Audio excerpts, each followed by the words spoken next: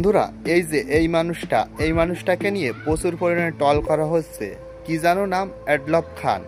আসলে অ্যাডলফ খানকে নিয়ে টল করা হচ্ছে, সে নাকি সেরা সুদর্শন পুরুষের অ্যাওয়ার্ড পেয়েছে।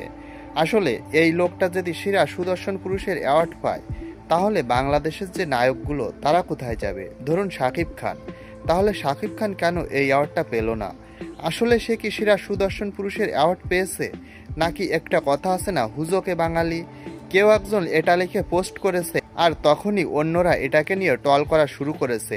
আসলে এই বিষয়টা নিয়ে এই যে অ্যাডলফ খান, তিনিও কিন্তু বিরক্ত হচ্ছেন, কারণ তিনি জানিয়েছেন তিনি কিন্তু সেরা সুদর্শন পুরুষের পুরস্কার পাননি।